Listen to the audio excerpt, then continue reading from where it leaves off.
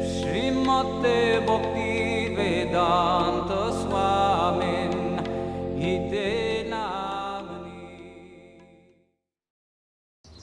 I recollect on some other incident that took place outside the program. We were invited by one Marwari life member by name Ganeriwala, Lakshminaran Ganeriwala. We went to his house in Begum Bazar. He was a very important businessman. And so all disciples, we came entering into his house. When we entered his house, just on the opposite side of the door, when we entered from the door, on the opposite side, one yogi was sitting in meditation, silent meditation. One yogi with the ashes on his head and so on. So we were a little puzzled. We didn't know exactly what to do. But Prabhupada told us, you have to pay obeisances. So we were thinking, oh, he's a Mayavadi, Mayavadi sadhu. Why should we pay so much importance to him? And he is in meditation. He is not here. He is not hearing anything. But no, Prabhupada gave us the instruction. Why? Because of his renunciation. We have to pay respect to his renunciation. He may not be a Vaishnava. That's another thing. That is a higher consideration. But considering that he is a renounced person, we must, all of us, so all of us pay the obeisances to him before proceeding into the house. That was a very important lesson also at that time we received from Srila Prabhupada. We should not be puffed up. Oh, we are Vaishnavas, no? At the highest level of God consciousness, not like that. That is not Prabhupada's teachings, not at all. A Mayavadi sannyasi, we should give respect to him. After I graduated from college in, I think it was April or May of 1967, I moved to New York City, moved out of my home. I was 22. In the US, it's quite common for students, once they graduate from, or at least in those days, once they graduate from university, to leave the home. In India, I know it's different. People stay close to their families. But in those days, I couldn't wait to get out of my suburban township and get into New York, where I thought all the action was. So I moved into the Lower East Side, and was just a couple of blocks from the temple on 26 2nd Avenue. And I had some friends who were friends of Allen Ginsberg, who was an American poet, beat poet, famous beat poet, and he had befriended Srila Prabhupada and helped to propagate Krishna consciousness when Prabhupada first opened up 26 2nd Avenue. So one of his friends had a printing press in his basement, in his flat in New York. And in that printing press, they printed some copies of Back to Godhead. And the devotees used to work in his basement. And he told me about the Sunday love feasts on 26 2nd Avenue. And that's how I started going, finding out about ISKCON. At that time, Prabhupada was not in New York. He had already gone back to India because he had some, I think, heart issues. Then we went to the first floor. Then everybody was sitting down, taking prasadam. So Prabhupada, Tamal Krishna Goswami was next to Prabhupada, and I was next to Tamal Krishna Goswami, like that. So Tamal Krishna Goswami is, they are serving prasadam to all the devotees, And he's touching a little bit here and there, all the different preparations. And from the sabji, he's picking up, oh, one onion. We told this life member at least 3-4 times that we don't take onion and garlic. See, they're showing to Prabhupada. See, Prabhupada, oh, onion is there, what can you do? Onion is there. So, very, very, upset. Tamal Krishna was very upset. I was also upset, what to do. Shall we eat or not? Then Prabhupada said, there is no onion. There is nothing, there is no onion. Take prasadam. Prabhupada's order. So that's another lesson. Lesson in what you say, etiquette. This life member, he took a lot of trouble with great devotion. He invited us just for a small piece of onion. It's not small mistake maybe there. It doesn't mean we have to cancel the program or make a big scene or make a reproach. We cannot tell him, see, I told you 3 times, I told you, why you are putting... We should not. We should honor his reception. We should be very grateful, like that. That is very important matter of etiquette. See, people are, by associating with our society, they are making advancement in Krishna consciousness. If they render some service, service may not be perfect. Okay. But we should not take it in a wrong manner. Even if there's a little mistake. Actually, Prabhupada, in his life, when he went to America, countless big mistake, not just a small piece of onion. Blunder mistake committed by disciples. And Prabhupada is accepting. Because Prabhupada, by doing seva to Prabhupada, disciples were making advancement in Krishna consciousness. That is very important teaching at that time, that we could get from Srila Prabhupada in the matter of general etiquette. Before joining Krishna consciousness, I was practicing another form of yoga. And I already knew a little bit about yoga, but one day I met the devotees in a city called Hamilton in Ontario, Canada. I was coming back from work in the morning and they were on the street selling books.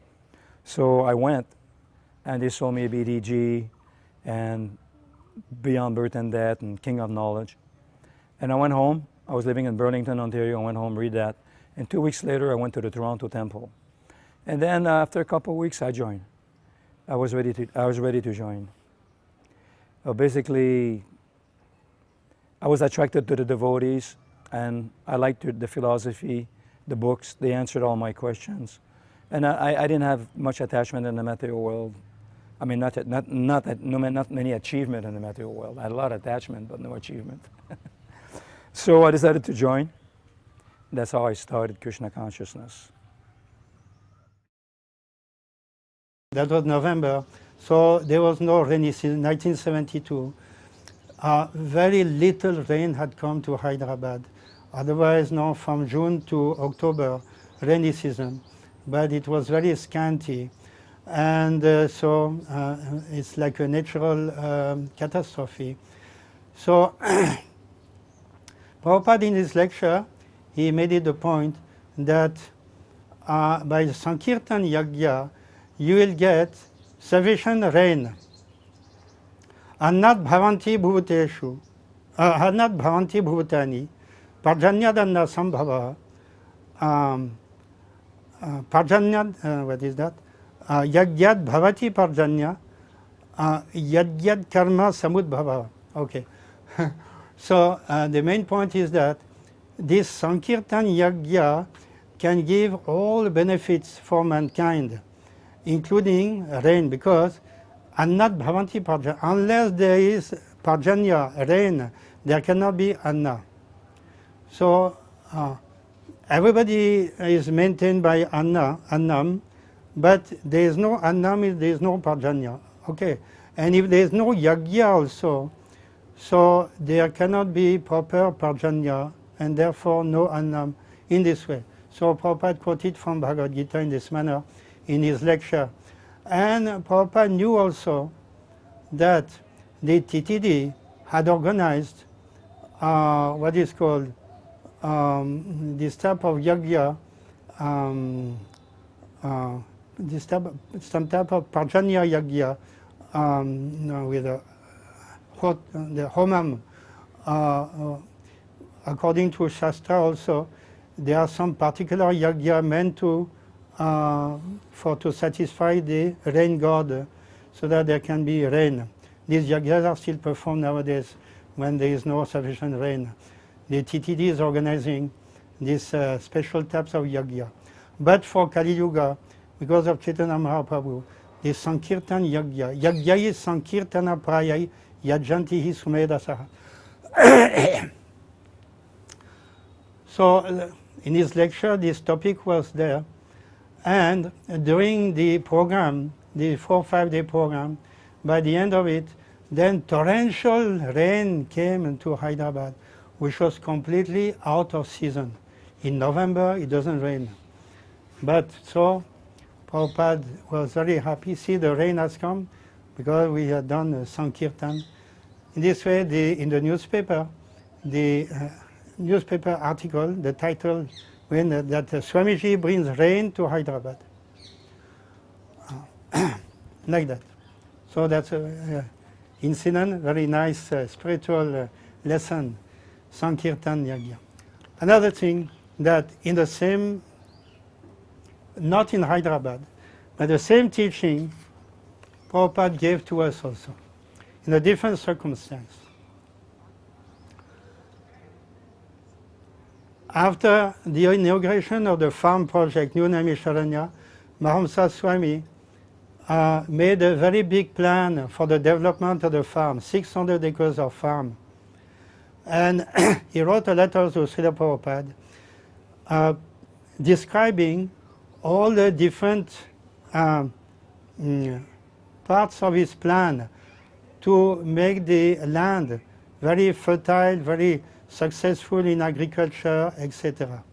So he described in his letter to Srila Prabhupada how from the well, we'll develop the wells, we'll dig water, make wells, and from the wells there will be irrigation canals throughout the land. In this way we are going to invest. And that will be very successful, very modern type of agriculture. I'm sure Prabhupada you will be very happy to hear that we are making such a wonderful plan for the development of New Naimisharanya. In this way, he sent that letter to Srila Prabhupada. Prabhupada answered.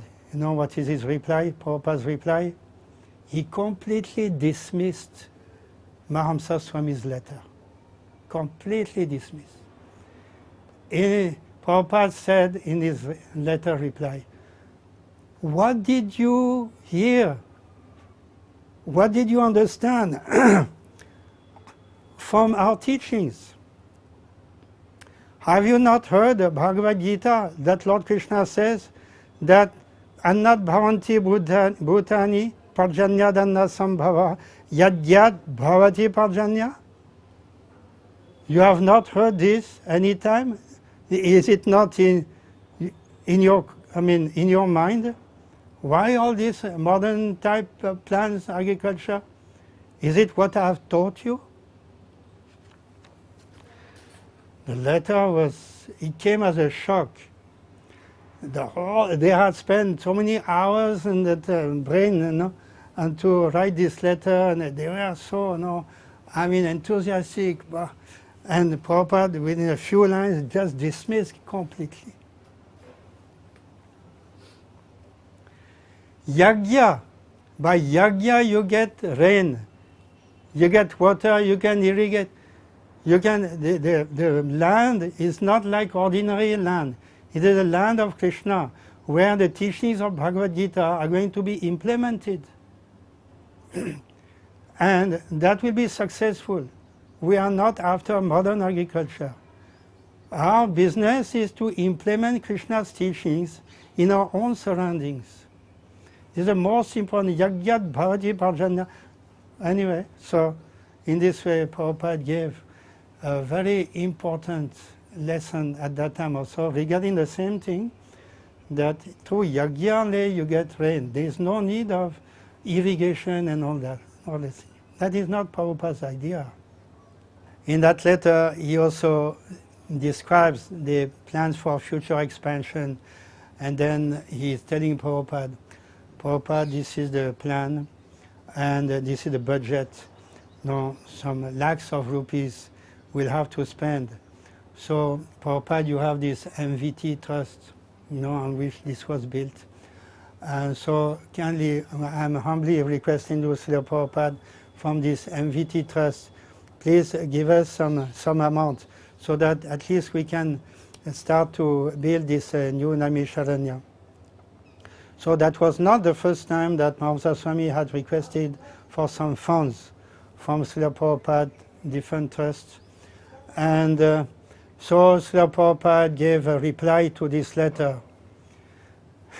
Very, very strict reply.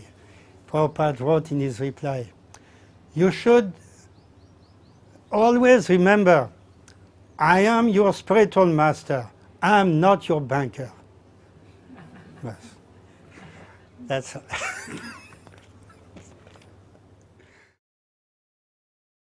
So I initially came to Krishna consciousness. My first introduction to Prabhupada was through his books and through his tapes. And when my best friend, Duryodhan Gurudas, introduced me to the philosophy of Krishna consciousness and to Prabhupada's books.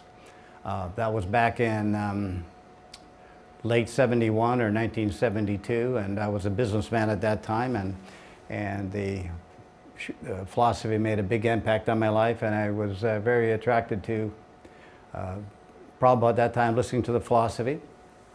But I never really got to meet Prabhupada until the first annual Mayapur festival in 1974, where I got to meet Prabhupada, and for me it was very significant because up to that time I'd always read the importance of vani over vapu, and while I appreciated listening to Prabhupada's tapes and reading the philosophy, I really wanted to meet Prabhupada and have some personal contact with him.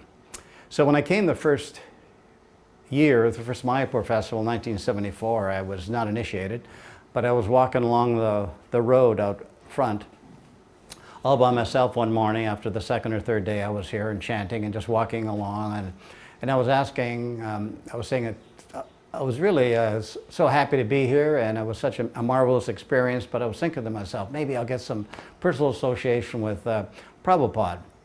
I know vani is important, but I'd like to get a little vapu. But while I was thinking that, just as I was thinking that, I heard some people behind me. There was some people walking behind me, so I looked around, and there was Prabhupada walking with a bunch of sannyasis and other devotees, and they were very close. They were walking towards me, and I was so scared. Prabhupada walked up to me, and I said, Jai Prabhupada, and he said something like, welcome to Mayapur, or that's what I remember. I went down and paid my obeisances and got back up, and Prabhupada said, you are reading my books? And I said, Jai Prabhupada, yes I am, and I want to become your disciple. And I got back down and I paid my obeisances, and I was so terrified, and I didn't move until I heard them walk away. But when I got back up, I thought that was amazing, because I'd been for months wondering about or thinking about getting some personal association, and Prabhupada just cleared that up and made it clear that it's important that I read the books and not be thinking about personal association. So that was an important realization that Prabhupada gave me, and it meant a lot to me in my Krishna consciousness from life from there on in. Because the same thing happened in 1975 when I came again to the Mayapur festival. After that, the devotees went to Vrindavan for the opening of the Krishna Balaram Mandir. And at that time, I got second initiation from Srila Prabhupada. And again, I was starting to think a little bit about getting some personal association with Srila Prabhupada. And while Prabhupada was initiating me, he said, you're chanting the 16 rounds, and you're Yes, Prabhupada. You're following the principles? Yes, Prabhupada. And then he looked at me and he said, and you read my books? And I said, Jai Prabhupada. So again, it was just a really clear indication with him that I got to get clear in my head and just make sure I understand the principle and the difference between vani and vapu and how vani is more important. So for me, that was really important because Prabhupada seemed to be giving me 2 clear instructions at that time, and that was very, very important for me, and I always remember those days like they were yesterday. Before the lecture, Prabhupada wanted to introduce his disciples to the audience also. At least 6,000-7,000 people were there. Many VIPs also were there, important people. And he wanted to impress the audience that I'm not the only speaker here. I'm not just one guru and some disciples who cannot do anything. No. He requested some of his important disciples, just like Achyutananda Swami. He gave lecture before Prabhupada. Prabhupada asked, please speak 10 minutes. Then one lady also, I think Palika Mataji, she also spoke. Not Palika, Hemavati. Yeah, Hemavati, wife of Hansaluta. She also spoke for a few minutes. So people were impressed. Oh, even a woman can speak Krishna consciousness, philosophy.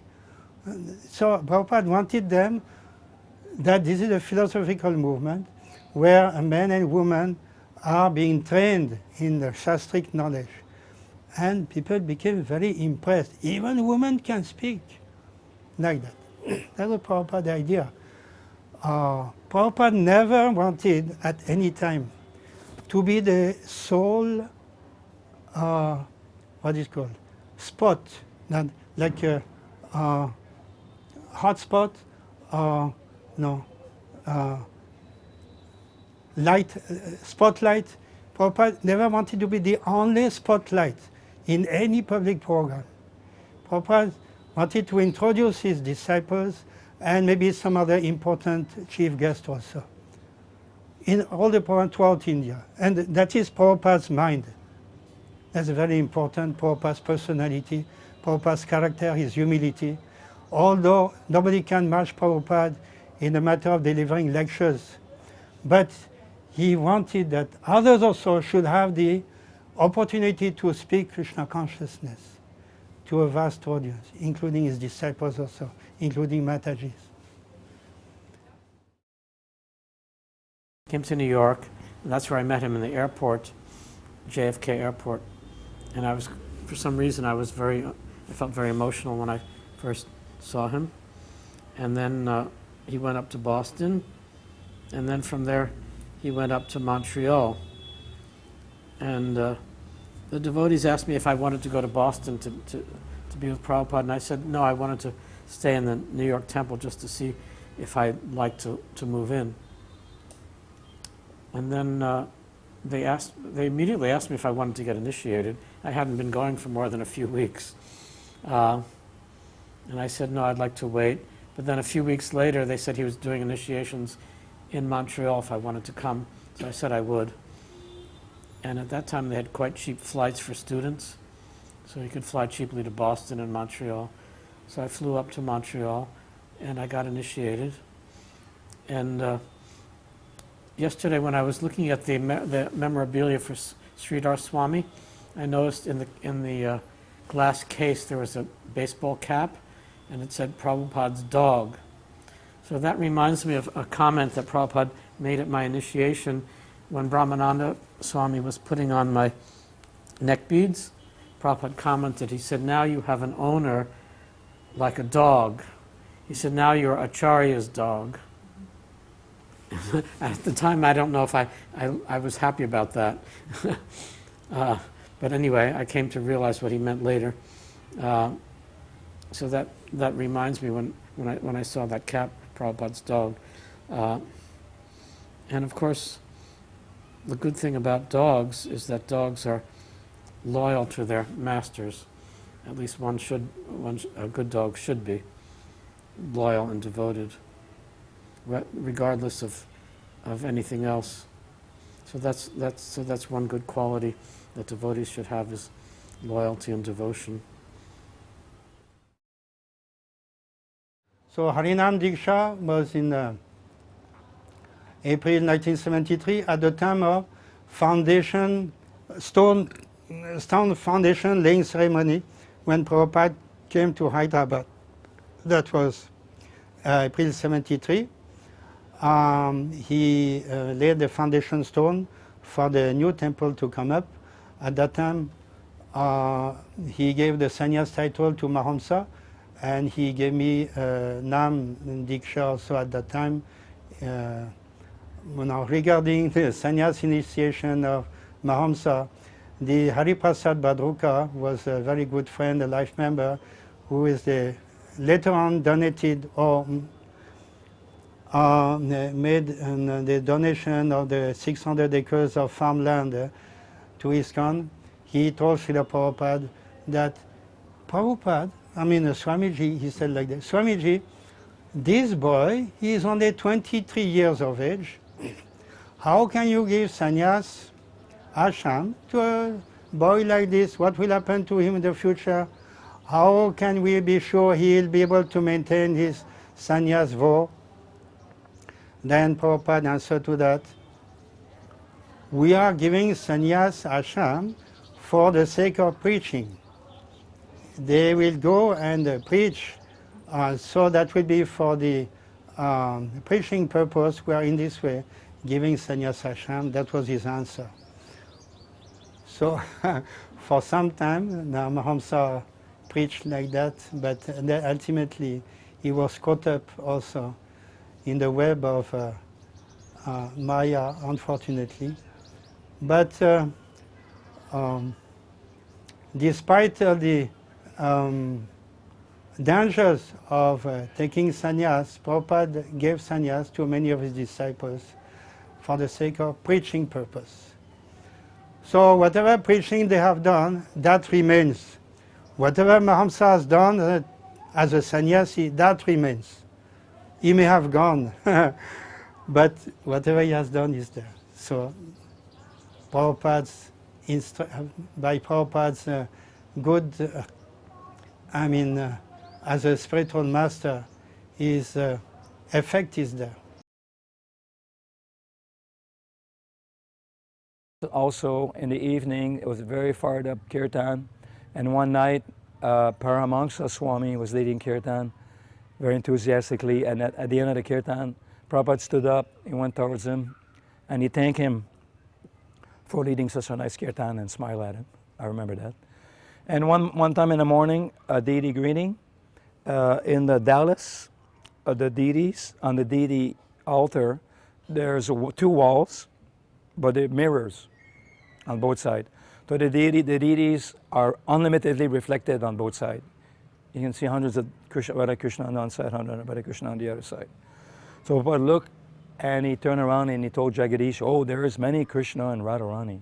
He was like making a joke. My Nam Diksha, not at that time. My Nam Diksha was here in Vrindavan, November 72, in front of Rupa Goswami Samadhi, along with the Lokanath Prabhu and others. At that time, remember one thing, that this Guru Kripa, Yasodananda, they were also present, November 72, that program, Radha Damodar Temple. And Prabhupada was very much impressed by the way they were rendering the Sanskrit Brahma Samhita. Isvaraha Krishna Satchidananda Vigraha Anadi Radhi Govinda Sarvakarana Karanam Chintamani Parakara Sadmasu Kalpavriksha Laksha Vriteshu Suravira Vipadayantam. Like this. They're chanting like this.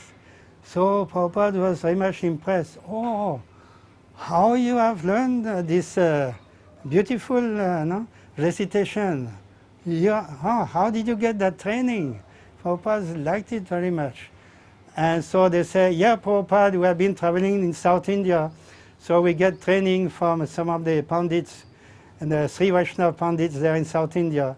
So they taught us how to recite the Brahma Samhita. So Prabhupada was very much happy to see this. And then Prabhupada told Guru Kripa, hey, Guru Kripa, you are not a sannyasi? Yasodhananda, you are traveling, Yasodhananda is your friend, you are always together. Yasodhananda is a sannyasi. How is it that you are not a sannyasi? Then Guru Kripa is telling, Prabhupada, you did not give me sannyas. Oh. Then Prabhupada said, tomorrow I'll give you sannyas.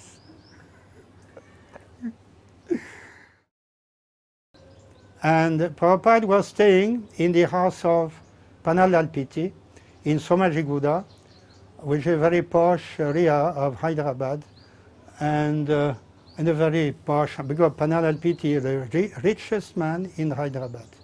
And Prabhupada was staying in his house. He's a very big Marwari businessman.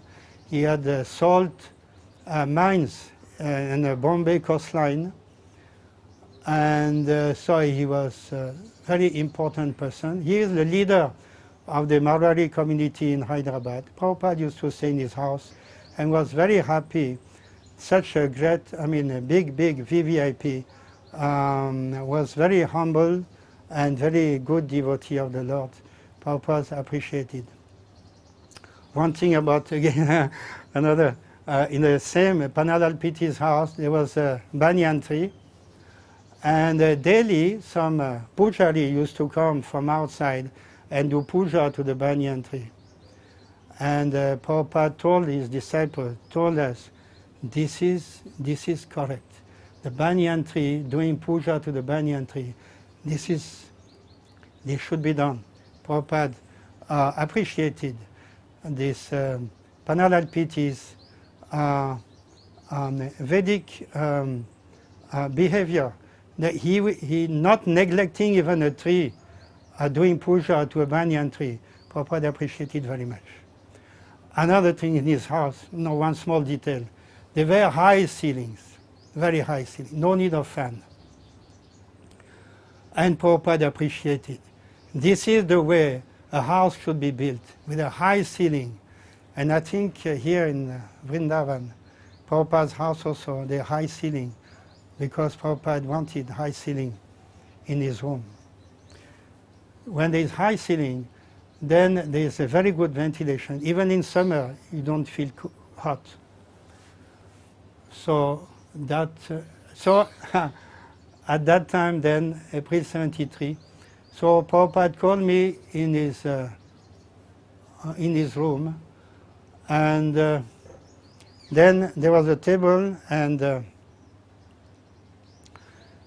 Rupanuga was Prabhupada's secretary, and so Rupanuga kept a Brahmin Yagyopavit on the table, and so Prabhupada told me to go for some seva. I had to bring something else for the initiation ceremony. So I went outside just for a few moments and came back with some water, Achman cup and some water. And then what happened? I saw the Yagyopavit had disappeared. It was not on the table anymore. It was not there anymore. I was looking up and down. Where is the Yagyopavit? Prabhupada, I kept it here, and the night is not here. And then Prabhupada told me, you have no intelligence. In other words, you are fool number one. I think Prabhupada, I guess that Prabhupada thought that I'm very much puffed up disciple. I'm a French, well educated, so I have a lot of ego. Then in this way, Prabhupada cut down my ego completely, calling me that I have no intelligence. So anyway, I went back to Rupanuga and begged again another Yagyopavit. Then I went back to Srila Prabhupada and put the second Yagyopavit on the table. Then Prabhupada gave me the Yagyopavit, and I think left here he uttered the Gayatri Mantra. I was studying filmmaking, but I dropped out. But then the devotees told Prabhupada, or I may have told him myself, I can't remember, that I had been studying filmmaking, and Prabhupada said that I should make a film of the Bhagavad Gita, which and he said he would direct it. So I never knew how that would come about, and eventually it never did, at least from my side. But he did say he wanted a film of the Bhagavad Gita. And I had also helped, because I had my degree is in English literature, so I had a background in writing and in English in general. And so I was encouraged to write for Back to Godhead. And then I remember I was just reviewing some of the letters that Prabhupada had written me about topics that I could write about from Back to Godhead. One of the things I had suggested was writing about Ayurvedic medicine, which I thought would be an interesting topic, but Prabhupada said not to waste time on that, because I guess even though it does have a Vedic connection, he thought it was too mundane, rather than writing directly something about Krishna consciousness. So because I had that that drama and film and writing background, he kind of encouraged me in those fields. And even though devotees were not supposed to read mundane literature or see movies, I would still continue because I felt I needed to be acquainted with film techniques. So there was another devotee in New York, his name was Damodar Das. He was also a filmmaker, I think that was his profession. And we started making some, like they call them home movies now, but before they had sound films, we made some silent films with devotees dressed up as Krishna and pastimes. And one time we had taken Prabhupada to the Brooklyn Botanic Gardens, which is a beautiful botanic gardens in New York. And Prabhupada really liked it there, and he said it was like a reflection of Vrindavan. He said that's why people like to go to gardens, because it's a reflection of the spiritual world. And so later we made a film with some devotees dressed up as Lord Chaitanya and Radha and Krishna in the Brooklyn Botanic Gardens. I think that film is still around someplace. I'm not sure what happened to it, but I think it's still around. And Prabhupada did instruct us about doing dramas and writing films. And he said that when the actors were dressed up as Radha and Krishna, they should be treated just like that also. And then later, I never did much with filmmaking, but I did start a drama group in New York City. It was called the Vaikuntha Players, and Prabhupada encouraged us very much in that. And we would do dramas for the devotees on the weekends, for the Sunday feast, and we also did street dramas. And I remember writing to Prabhupada once that I really wanted to do a drama on Broadway. Broadway is the theater district of New York City, and it's where professional theaters are produced, and they have big audiences.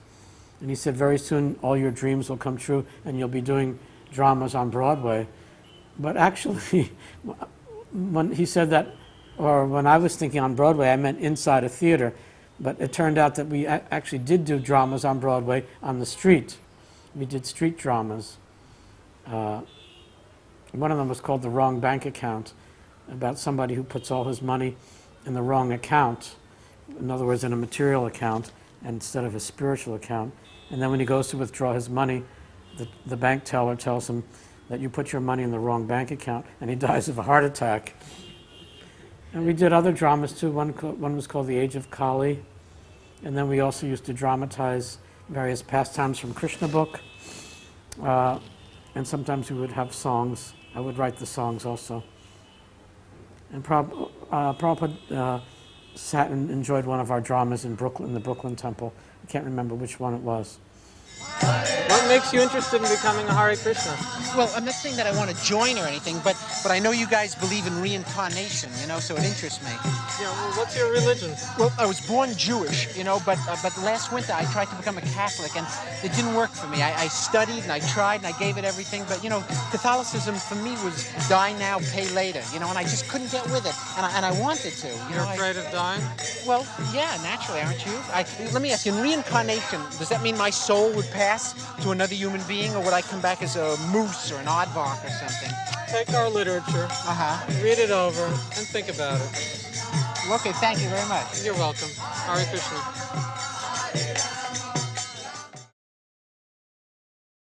At that time, he looks at the moon and he is telling us, see, the moon is so bright, but the American people, they have made propaganda, they have gone to the moon, and what did they bring from the moon? Some rock, some ordinary rock, no, like this, some rock from the moon. That rock is exhibited there in the Washington, D.C., at the Science Museum, and that rock is very dull. It is porous. It is some type of porous type of rock that does not reflect light. So Prabhupada looking at the moon, if the moon is so bright, how can the same rock is coming from the moon? Impossible. Impossible. There's a logical argument. That is actually this morning in class, Bhagavatam, Pratyaksha. What is Pratyaksha? That is actually Pratyaksha. You can see the rock is dull. You can see, no? There's a Pratyaksha. How can the moon, that the moon is bright, how can there be connection between the two? There is no connection. Therefore, they have not gone to the moon. That is the conclusion, scientific conclusion. In Toronto, I went to the airport this time, and we didn't know where was Prabhupada coming from at the airport. We didn't know if it was coming from there or coming from there. So the devotees, they split in different groups. And I was with one other devotee, all by myself, with another devotee called Padmapani. And we were waiting, you know, and all of a sudden, Prabhupada showed up in front of us from an escalator to the floor. And Prabhupada turned around and he saw us, me and this other guy. And it was like seeing family members. Although I saw Prabhupada only once. It's like Prabhupada was meeting like old friends or something. So Prabhupada turned around and he was walking towards us with his arm raised like this. So I thought, oh my God, Prabhupada's coming towards us. What do you want to do now? So two things is that I could feel Prabhupada as an internal family, although he was merciful to all conditioned soul. Those who surrendered to him were part of his family. Even a rank and file devotee like me, Prabhupada was affection for me. I could feel that. And Prabhupada could not come anymore because there was a glass wall and some official directed him towards immigration after that. But I remember Prabhupada being very casual and very friendly. Another time, of course, in Vrindavan, I went with Prabhupada and other disciples on the Radha Kund. I think that was also November 72, if I'm not wrong. So Prabhupada took us in between the two lakes, Shamkund, Radha Kund, in between the two. And everybody knew that Bhaktisiddhanta Saraswati Thakur Maharaj Srila Prabhupada had so much respect for Radha Kund that he would not take bath in the Kund. Neither his disciple, not even himself. He would only take 3 drops and in this way take like a ritual bath. Snan. 3 drops, snan is over. That was so much respect. Prabhupada took us there, so we were thinking also, we'll took 3 drops, that will be our bath. But Prabhupada knew our mind. And first of all, he went inside the Radha Kund, he took baths, and then he told us, all of you, you have your bath in the Radha Kund. So we were so happy. We are not expecting this also. We are very happy to take bath in the Radha Kund by the blessings of Srila Prabhupada. In his presence, we had the opportunity to take bath. Otherwise, we have to think twice. Whether I am qualified to take bath or not, we have to think over it. But when Prabhupada is giving instruction, all of you take bath, we are taking bath.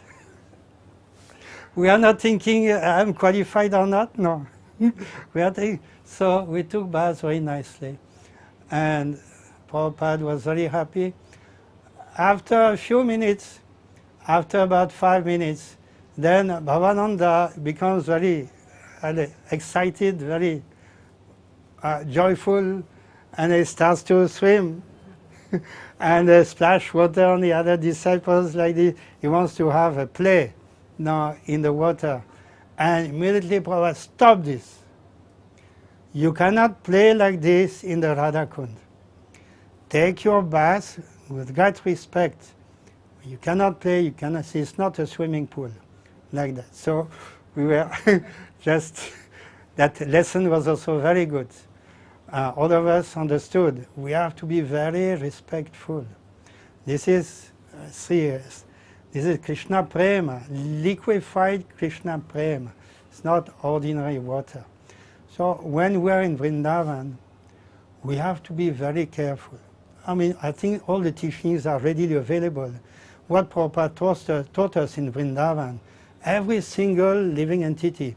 You have read Hayagriva's book? No? No. Which one? Hare Krishna Explosion? Yeah, Yes. Hare Krishna Explosion. Very good. He is a very good writer, and very, very nice how he's presenting. That was also November 72. Hayagriva was there. So he's showing all the Prabhupada's teachings at that time, how we should respect every single living entity in Vrindavan.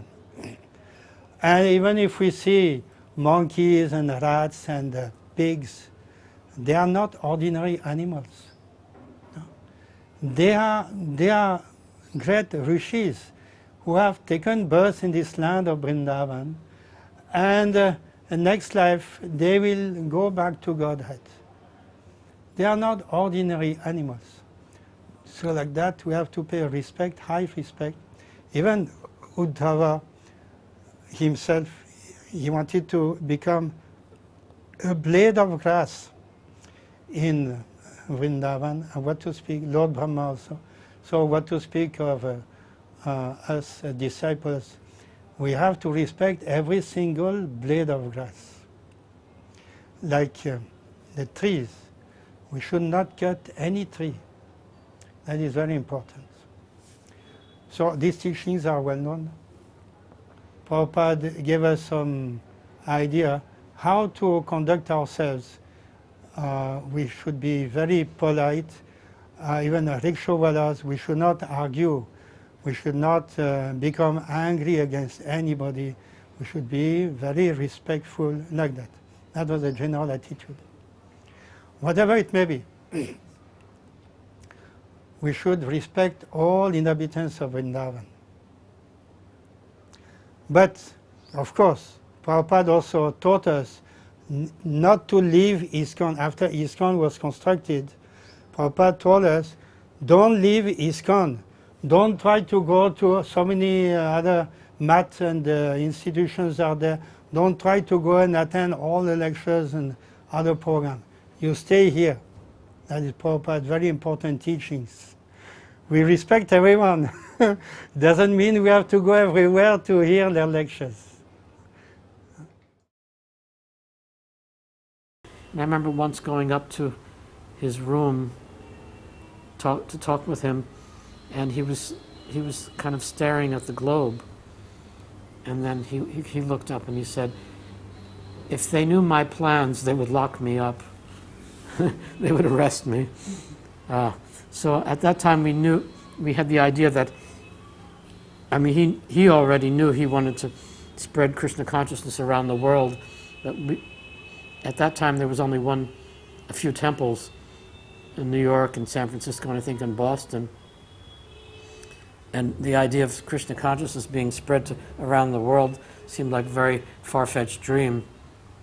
And then we used to joke, oh, somebody will go to Russia and somebody will go to Africa. But that summer that I joined, that's when the devotees came from San Francisco to New York to go to London. I guess that was the summer of 68.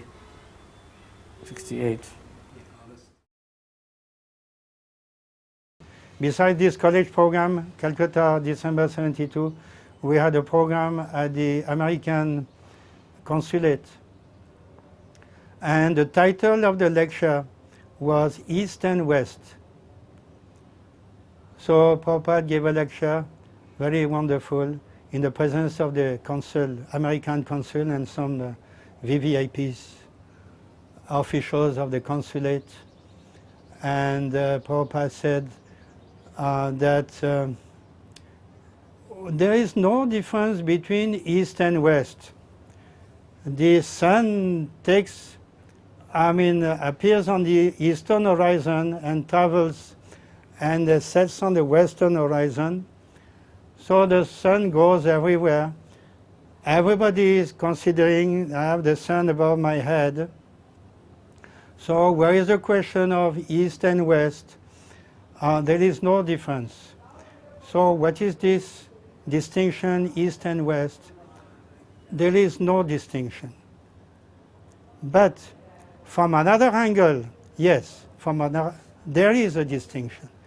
You go to anywhere in the West, and if you ask anyone in the street or anywhere how you have come to this situation, now you are very busy, you are a family man, you are this and that, you are student, whatever, you are successful in life and so on. How you have come to that point? I have done it. This is my own work. By my own work, by my own endeavor, I have achieved this. That is the answer you get when you go to the West, ask that question. You go to, when Prabhupada says, you go to any village in India, you ask any uneducated villager anywhere in India, you ask that village man, how you have come to this situation? And the man will tell you, this is my fate. This is my destiny. That is the difference between East and West. That was the highlight of the lecture, East and West. No difference from one angle, but complete difference from another angle, from the spiritual angle, actually. There is a world of difference. That's very interesting. So that I can remember from Prabhupada. When Prabhupada came to the Montreal temple, that's not in 1968, that's the new temple we bought in 1974. So a year went by and the temple was not renovated. It was an old church, and we took out all the church benches out, but nothing was renovated. And Prabhupada came and he looked at the ceiling way high, and he sat on his Vyasa-san in the middle of the temple room. And the whole place was a construction site, and we didn't have time to clean up everything because Prabhupada came too early. He was supposed to come 3 days later, but because he had an interview with Indira Gandhi, he rushed forward. So we were caught by surprise and we couldn't clean everything. So we hid everything. Where the altar was supposed to be was a pile of garbage, cement blocks and construction 2x4s and dust. So we put a big red curtain all across, 50 feet long, 12 feet high, to hide everything from Prabhupada. So Prabhupada gave his lecture, very short lecture, "We're not this body." And then, the first thing he did, he went behind the curtain. And there was some doors there. He asked, open up the door. So then he looked, then he turned to the temple president and says, "You are not renovating the temple?" And Prabhupada said, "You're not selling my books?" there's no money to renovate the temple. And the temple president said, yeah, very soon, Prabhupada, very soon. And then Prabhupada turned to Brahmananda and he said, the BBD should give them a loan to renovate the temple. And then Prabhupada went to see the garden, and then he went everywhere. Like a child, people were taking him, go over here, go over there. And Prabhupada was following obediently the neophyte devotees that were guiding him to the temple. He went to the Prasadam hall.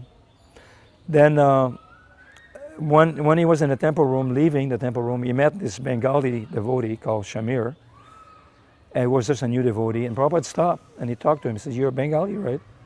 And he said, yes. He said, okay, you live around here? Yeah. How many rounds are you chanting every day? So Samir said, 4 rounds, Prabhupada.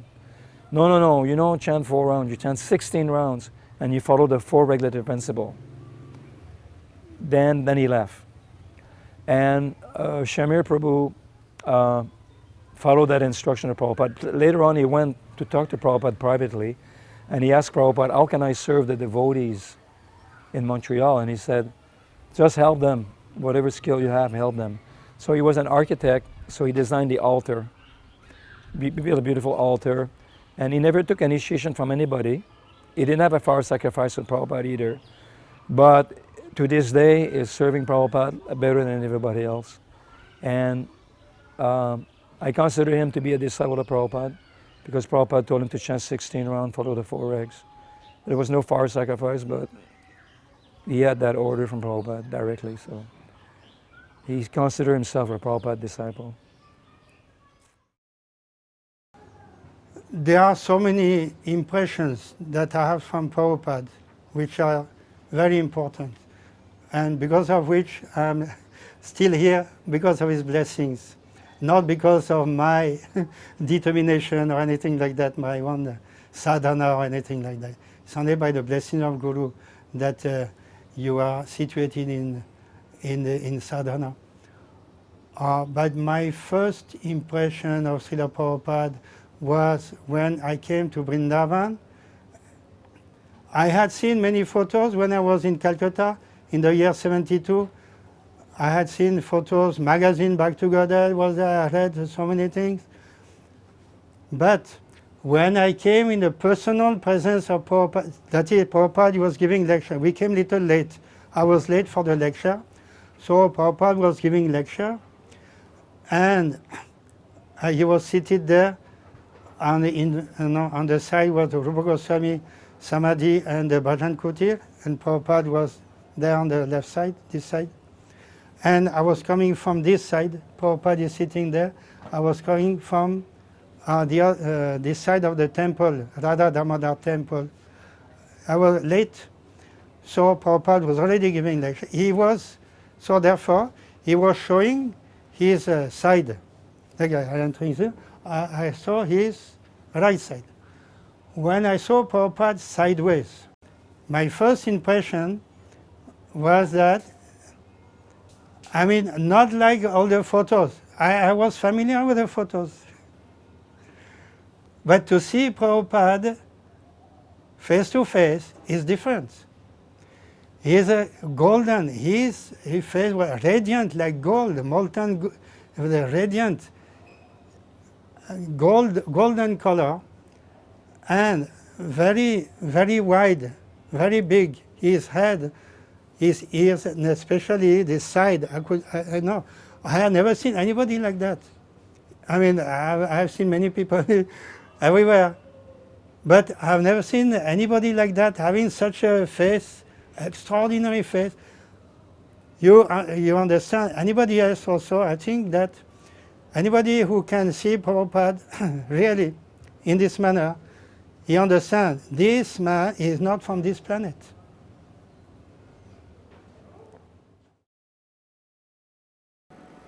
The most important quality is the fact that late in his life, he really took the order of his spiritual master seriously, and with no money, he came to America and to rescue so many fallen souls. And almost every day, I think how lucky I am, because here I am. Here's this elderly gentleman with no money that he was so kind and so thoughtful and so dedicated to his spiritual master into Krishna. It's such a lesson for all of us, because I am now going into my 70th year, and I'm thinking, wow, at my age, Srila Prabhupada did what he did. If I had 1/1,000,000th of the magnanimity that he had, and the kindness and the generosity he had, it would be amazing. It's hard to fathom his good qualities and what he's really done to spread Lord Chaitanya's movement to every town and village, and you can see it happening. And you can specifically see it happening when you come to the festival in Mayapur here, because you see devotees from China, from Europe, from every country in the world, and and you think, wow, all that started from Prabhupada going to America and following the directions of a spiritual master, and a spiritual master told him to do that, and he took up the order. So I just pray and ask Prabhupada's help that I could take up his order just a little bit compared to what he did for his spiritual master. So I mean, that was a great lesson. It's really unfathomable to really comprehend what Prabhupada did for us and for future generations and for the world in general. So many people make a vow at the end of their life, coming to Vrindavan, making a vow, I will not leave Vrindavan under any circumstance. These are my final days. I will die here. That is their, vow, vrata. Even Jiva Goswami, he was invited by Akbar to give a lecture on who is great, Ganga is great or Yamuna is great. So all the Pandits, Akbar brought all the Pandits together, and most of the Pandits, so he invited also Jiva Goswami. Jiva Goswami said, sorry, very sorry, I made a vow, I cannot leave Vrindavan, so I cannot attend your conference. No, I'll make all the arrangements. I'll give you a chariot with horses, very fast horses. You come in the morning, you reach New Delhi, you will be here, I'll tell you, you will be here before sunset to Vrindavan with this fast. So Jiva Goswami agreed. So all the speakers before Jiva Goswami, they said, Ganga is great, quoting from all Shastras. Jiva Goswami was the last speaker. He said, yes, Ganga is great. Yamuna is greater. Because it is in the Yamuna, Krishna did all his leelas. He took baths here, he had those leelas in the Yamuna. Therefore, Yamuna is greatest, greater than Ganga. Oh, that was the last lecture, and everybody had to agree. Hari Bol. So then Jiva Goswami came back here. So anyway, but Prabhupada came here, but he made a vow that I will leave Vrindavan and go to the West on the order of my spiritual master. So that is the great compassion as an ideal disciple. I think you know also that that the last Navadvip Parikrama undertaken by Srila Bhaktivedanta Swami Prabhupada, Srila Prabhupada, at the last day, Prabhupada, Srila Bhaktivedanta Swami gave a final lecture, and he revealed to his audience all the disciples, all the leading disciples were there present in front of him, and he told them that now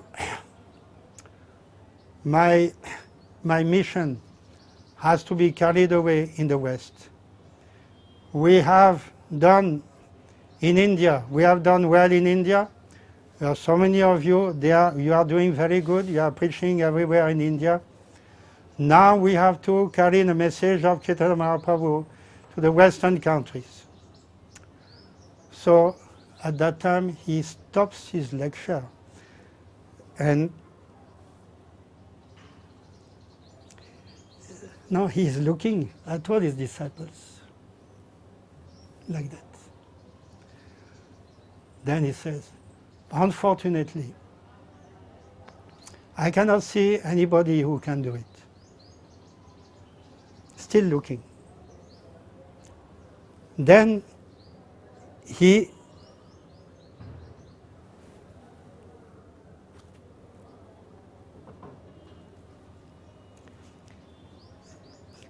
sees Srila Prabhupada, our spiritual master, Bhaktivedanta Swami. He is also sitting there. He looked at him. Then he says, no, no, no. One person will do it.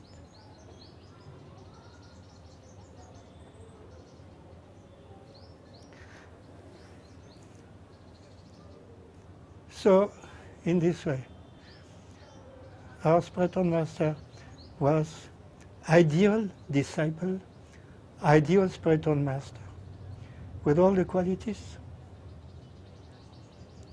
ideal devotee of Lord Krishna.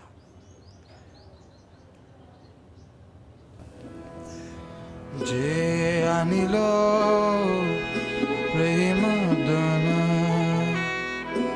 koruna prachu